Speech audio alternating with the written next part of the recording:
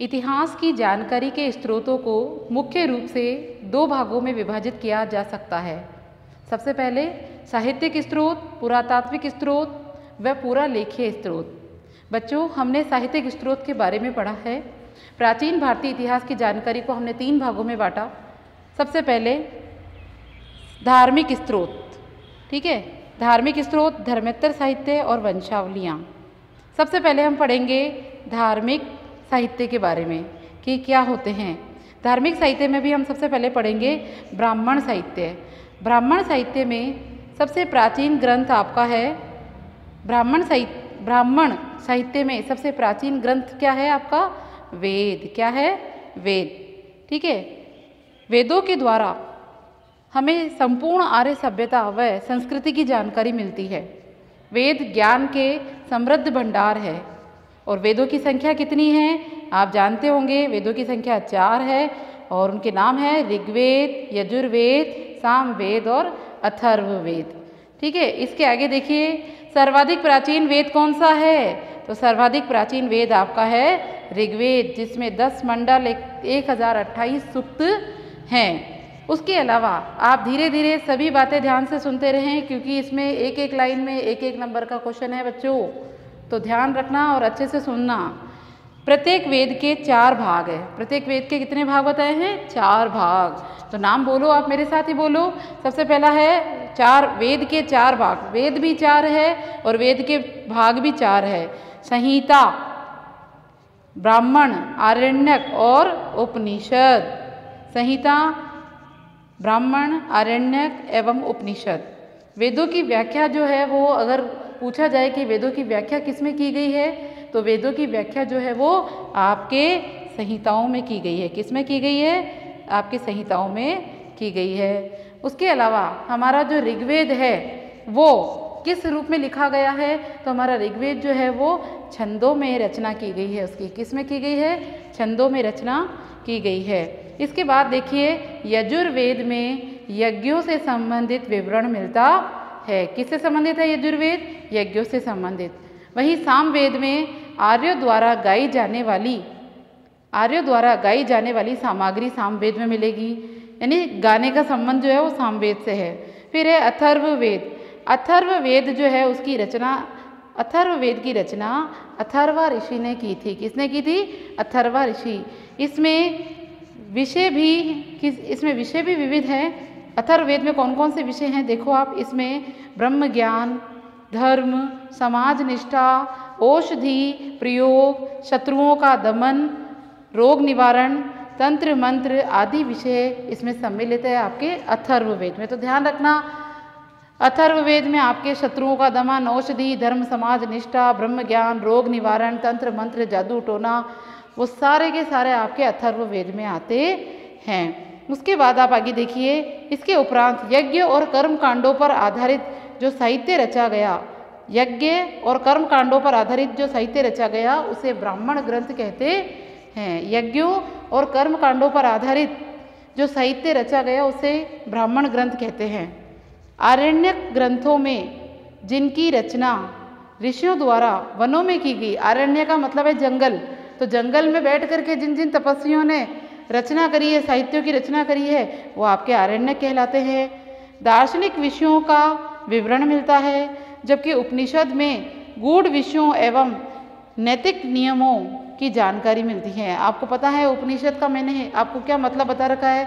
उपनिषद का मतलब है गुरु के समीप बैठकर ज्ञान प्राप्त करना। तो उपनिषद जो है उसमें आपको क्या सुनने को मिलेगा? उपनिषद में आपको गूढ़ विषयों एवं आचरण के नियमों की जानकारी आपको उपनिषदों में मिलती है। फिर है आप आगे देखिए, वैदिक साहित्य को ठीक तरह से समझने के लिए, वैदिक साहित्य को अगर हमें और समझना है, वैदिक साहित्य को, क्योंकि वेदों की व्याख्या संहिता में की गई है, और वैदिक साहित्य को अगर हमें और अच्छे से समझना है तो इसके लिए वेदांग की स्थापना की गई, वेदांग बनाए गए, वेदांग साहित्य की रचना की गई। और आपका एग्जाम में 1 नंबर का क्वेश्चन है, वेदांग जो है वो कुल कितने हैं? उसके 6 भाग है। कितने भाग है? वेदांग के 6 भाग है। सबसे पहले देखिए, आप मेरे साथ बोल सकते हैं, शिक्षा, कल्प, व्याकरण, निरुक्त, शिक्षा, कल्प, व्याकरण, निरुक्त, छंद और उसके बाद आपका आखिरी है ज्योतिष। तो आपके वेदांग कितने हैं भाई? वेदांग आपके हैं 6। और वेदांग के नाम सबसे पहले वापस बोल सकते हैं आप वेदांग के नाम। सबसे पहले आपका आया है शिक्षा, कल्प, निरुक्त, ज्योतिष और आपका छंद। तो वेदांग कितने हैं? छंद। फिर से सुनो, वेद भी हमारे 4 है, वेद के भाग भी 4 है, वेदांग हमारे 6 है और इसके बाद हम पढ़ेंगे वेद के उपभाग कितने हैं। तो बच्चों वेद के उपभाग भी 4 ही है, तो आपको ध्यान रखना है, इम्पॉर्टेंट है। वेद के उपवेद कितने हैं? तो 4। कौन कौन से हैं उपवेद? जरा देखो, आयुर्वेद, धनुर्वेद, गंधर्व वेद और शिल्प वेद। वेद के 4 उपवेद है, 1 नंबर का क्वेश्चन है। तो वेद के 4 उपवेद, पहला कौन सा है? आयुर्वेद, धनुर्वेद, गंधर्व वेद और शिल्प वेद। ठीक है, इनमें क्या लिखा हुआ है आगे देखो। इनमें चिकित्सा, वास्तुकला, संगीत, सैन्य विज्ञान आदि की जानकारी मिलती है। इन सब की जानकारी मिलती है। वेदों के उपरांत विभिन्न ऋषियों द्वारा स्मृति ग्रंथों की रचना की गई। इसमें 2 स्मृतियाँ इंपॉर्टेंट है, एग्जाम के लिए पूछी गई है कि 2 स्मृतियों के नाम बताइए। तो आपको ध्यान रखना है, वो 2 स्मृतियाँ हैं आपकी, एक तो मनुस्मृति और दूसरी है आपकी याज्ञवल्क्य स्मृति। मनुस्मृति जो है, उस मनुस्मृति में आपको महर्षि मनु जो है, महर्षि मनु ने मनुस्मृति की स्थापना की है। और याज्ञवल्क्य स्मृति जो है, उसमें याज्ञवल्क्य ऋषि ने इसकी स्थापना की है। तो विभिन्न ऋषियों द्वारा जो स्मृतियाँ तैयार की गई, उनमें इन दोनों का महत्व इम्पॉर्टेंट है। उसके बाद 2 महाकाव्य पूछे गए हैं एग्जाम में। 2 महाकाव्य कौन से हैं? तो 2 महाकाव्य जो है वो आपका, महाकाव्य का नाम है रामायण और आपका है महाभारत। तो 2 महाकाव्यों का आपको ध्यान रखना है। उसके बाद आगे देखिए, अथाह कोश हैं ये दोनों महाकाव्य। इनसे समाज, धर्म व राजनीति की ऐतिहासिक जानकारी मिलती है।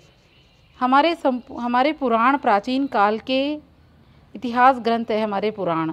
ठीक है, पुराणों की संख्या कितनी है? 18। कितनी है? 18। पुराण कितने हैं भाई? 18। तो इनके नाम देखो, सबसे पहले मार्कंडेय पुराण, विष्णु पुराण, भागवत पुराण और मत्स्य पुराण। तो आपको एग्जाम में पूछा जा सकता है, 1 नंबर का क्वेश्चन बनता है कि पुराण कितने हैं। तो आपको ध्यान रखना है 18 पुराण हैं और उसमें से इम्पॉर्टेंट है आपका विष्णु पुराण, भागवत पुराण, मत्स्य पुराण और मार्कंडेय पुराण। मत्स्य पुराण जो है वो सर्वाधिक प्राचीन पुराण है और भारत के सांस्कृतिक इतिहास की सर्वाधिक जानकारी इन्हीं से मिलती है। यानी जो मत्स्य पुराण है उसका वर्णन हमें उसके अंदर हमें भारतीय सांस्कृतिक, जो इससे हमारी जो संस्कृति है, हमारा जो इतिहास है, उसकी संपूर्ण जानकारी मिलती है। इनके 5 प्रमुख विषय हैं। कौन कौन से विषय हैं आप देखिए। इनके विषय हैं, सबसे पहले सर्ग, प्रतिसर्ग और मनवंतर, वंश और वंशानुचरित। तो ये इनके विषय हैं। किसके विषय बताए मैंने आपको? ये आपको मैंने मत्स्य पुराण के विषय बताए। इसके बाद आप आगे देखिए, हम पढ़ेंगे बौद्ध साहित्य। बौद्ध साहित्य बच्चों, बौद्ध साहित्य इस टाइटल का मतलब है कि महात्मा बुद्ध के जीवन से संबंधित कुछ इतिहासकारों ने, लेखकों ने कुछ पुस्तकें लिखी हैं और उन पुस्तकों और लेखकों का वर्णन यहाँ पर किया गया है। कुछ बुक्स और महात्मा बुद्ध के द्वारा दिए गए जो त्रिपिटक है उनके बारे में भी हम पढ़ेंगे। तो सबसे पहले आइए पढ़ते हैं। प्राचीन भारतीय इतिहास के निर्माण में बौद्ध साहित्य की प्रमुख भूमिका रही है। बुद्ध साहित्य में सबसे प्राचीन आपका है त्रिपिटक बुद्ध साहित्य में, और ये 3 हैं, सुत्त पिटक, विनय पिटक और अभिधम पिटक। इनको क्या कहते हैं हम? इनको त्रिपिटक कहा जाता है। इन त्रिपिटकों में क्या दिया गया है? इसमें बौद्धिक साहित्य, नियम और आचरण संग्रहित है। उसके अलावा बौद्ध ग्रंथों में दूसरा सबसे बड़ा योगदान, महत्वपूर्ण योगदान जो है वो जातक ग्रंथों का है। किसका है? जातक ग्रंथों का। इसमें महात्मा बुद्ध के पूर्व जन्म की कथाओं की तत्कालीन सामाजिक, धार्मिक, आर्थिक पक्षों की जानकारी मिलती है। मैं बहुत इंपॉर्टेंट बात बोल रही हूँ, ढंग से सुन लेना। एक तो त्रिपिटक क्या होते हैं, कितने होते हैं? त्रिपिटक 3 हैं, सुत्त पिटक, विनय पिटक और अभिधम पिटक। उसके अलावा महात्मा बुद्ध के जीवन का जो साहित्य है उसका वर्णन आपको जातक कथाओं में मिलता है। और इन जातक कथाओं में क्या लिखा हुआ है? महात्मा बुद्ध के यानी बौद्ध धर्म के जो बुद्ध भगवान हैं उनके जन्म की कथाओं और उनके सामाजिक, आर्थिक और धार्मिक पक्षों की जानकारी मिलती है। तो ये जो साहित्य हैं इनकी संख्या कितनी है? तो इनकी संख्या है आपके 549। ठीक है। उसके बाद आता है पाली भाषा में भी कुछ ग्रंथों की, बौद्ध ग्रंथों की निर्माण किया गया पाली भाषा में, जैसे मिलिंद पन्हो, दीपवंश और महावंश। एग्जाम में पूछा गया है, दीपवंश और महावंश के बारे में पूछा गया। मिलिंद पन्हो में क्या लिखा हुआ है ये पूछा गया, तो आपको पता होना चाहिए। आगे देखो आप, बौद्ध साहित्य मिलिंद पन्हो जो है उसमें एक यूनानी आक्रमणकारी था, यूनान का रहने वाला था, उसका नाम था मेनेंडर और एक बौद्ध भिक्षु है जिसका नाम है नागसेन। ठीक है। कौन कौन है? यूनानी आक्रमणकारी मेनेंडर और बौद्ध भिक्षु नागसेन के बीच की बातों का वर्णन आपको मिलिंद पन्हो में मिलेगा। ठीक है। उसके बाद दीपवंश और महावंश जो बौद्ध साहित्य है उसमें वर्णन है सिंहल द्वीप का। किसका? सिंहल द्वीप का नाम है श्रीलंका, तो उसमें आपको श्रीलंका का वर्णन मिलेगा। तो एग्जाम के लिए इम्पोर्टेंट है कौन से 2 बौद्ध साहित्य है जिसमें आपको सिंहल द्वीप का वर्णन मिलता है, तो वो आपके दीपवंश और महावंश है। आगे देखिए, पाली भाषा के अलावा संस्कृत भाषा में भी बौद्ध ग्रंथ लिखे गए हैं। पाली भाषा के अलावा संस्कृत भाषा में भी है।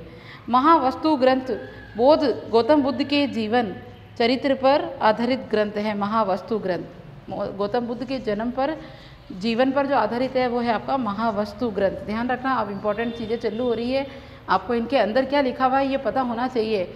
बहुत सारे छोटे छोटे क्वेश्चन इस चैप्टर में से बनेंगे और आप सबको उन पॉइंटों को मुख्य बिंदु के रूप में याद करना है और अपनी कॉपी में भी लिखना है, तभी आपका चैप्टर अच्छे से क्लियर होगा। अब आप देखिए आगे, महावस्तु ग्रंथ में गौतम बुद्ध के जीवन चरित्र का अध्ययन है।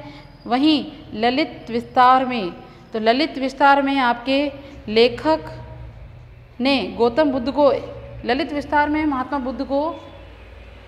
महात्मा बुद्ध को देवीय शक्ति के रूप में बताया कि महात्मा बुद्ध कोई सामान्य इंसान नहीं है, वो एक देवीय शक्ति है। और उसके अलावा उनके अद्भुत कार्यों से संबंधित जीवन व्रत अंकित किया है। फिर उसके बाद आता है आपका मंजूश्री, मूल कल्प, अश्वघोष का बुद्ध चरित्र, सौंदरानंद काव्य से संबंधित ऐतिहासिक जानकारी मिलती है। इनमें गौतम बुद्ध के जीवन चरित्र एवं शिक्षाओं की जानकारी हमें मिलती है। बौद्ध ग्रंथ दिव्य दान, सत्कर्म इम्पॉर्टेंट है, इसको अंडरलाइन कर लीजिए आप लोग।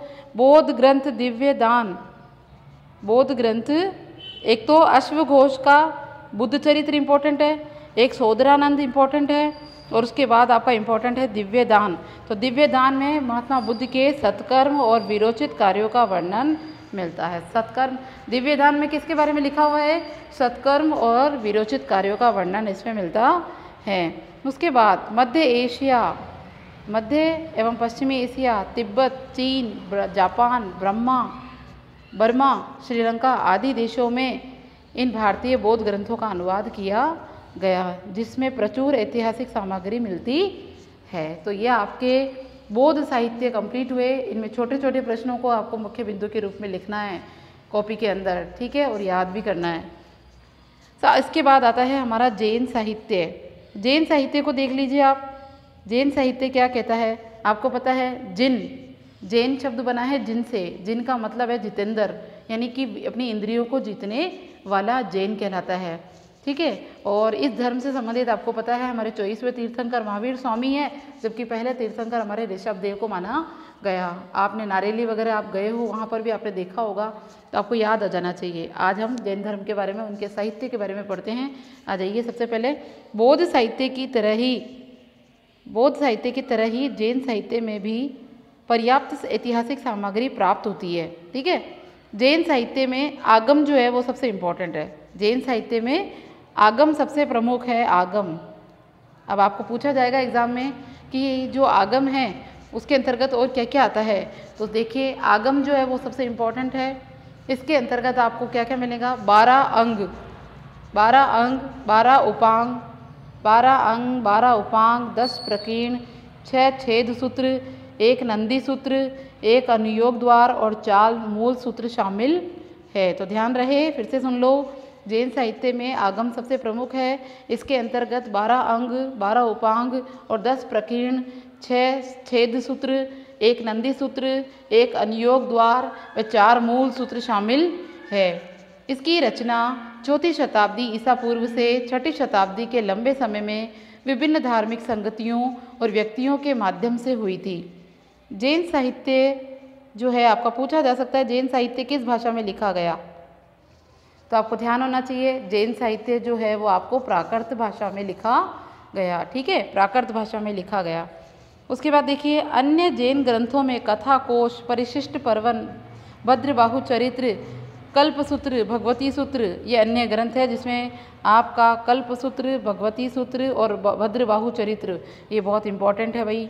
इसमें आपको ऐतिहासिक विवरण प्राप्त होता है। इसके बाद आचरांग सूत्र में जैन साधु, एक और है जैन धर्म में एक सूत्र है जिसका नाम है, इंपॉर्टेंट है, आचरांग सूत्र। अभी आचरांग सूत्र में क्या है, तो आचरांग सूत्र में जो जैन साधु लोग होते हैं ना, उन जैन साधुओं के आचार व्यवहार से संबंधित नियम कि उनको क्या करना चाहिए, उनको जैसे आप समझ सकते हो कि 6 बजे से पहले पहले जैनी लोग जो है वो जैन धर्म के लोग जो जैन धर्म को मानते हैं वो 6 बजे से पहले पहले खाना खा लेते हैं। ठीक है, उसके अलावा वो कभी किसी की बुराई नहीं करते, झूठ नहीं बोलते।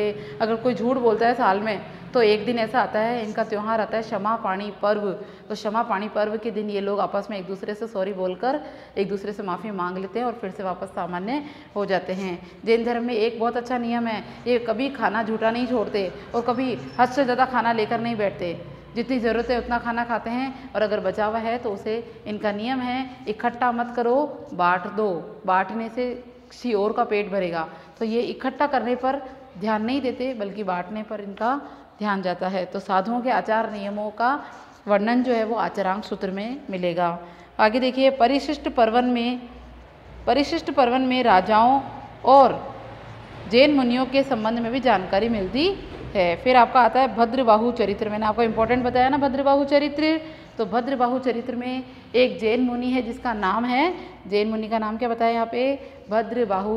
तो भद्रबाहु जैन मुनि है, उसी के नाम पे भद्रबाहु रचना जो है साहित्य का निर्माण किया गया। इसके अंदर आपको मिलेगा चंद्रगुप्त मौर्य जो है, मौर्य वंश का राजा चंद्रगुप्त मौर्य, उसके बारे में, उसके जीवन के अंतिम समय की घटनाओं का वर्णन मिलता है। जीवन के अंतिम समय की घटना क्या है वो भी आप सुन लीजिए। चंद्रगुप्त मौर्य जो है चंद्रगुप्त मौर्य जो है वो इस समय एक्चुअली वो हिंदू धर्म अपनाया हुआ होता है। ठीक है, लेकिन उसके जीवन में ऐसी कई घटनाएं होती है जिसके बाद वो इस बौद्ध भिक्षु भद्रबाहु से मिलता है और इससे इतना प्रभावित होता है, इसकी अच्छाइयाँ, इसके धर्म की अच्छाइयाँ, नैतिकता, आचरण, व्यवहार उसे इतना पसंद आता है कि वो अपने जीवन के अंतिम समय में जैन धर्म अपना लेता है। और कर्नाटक के पास एक जगह है श्रवणबेलगोला, उस श्रवणबेलगोला नाम की जगह पर वो अपने जीवन के अंतिम समय में वहाँ पहुँच जाता है और वहाँ उपवास व्रत अपनाकर अपने जीवन की अंतिम स्थिति, अपनी जीवन को अंतिम मोक्ष प्रदान हो जाती है उसके। ठीक है, तो ये उसके जीवन की अंतिम स्थिति है। आगे देखिए धर्मेतर साहित्य।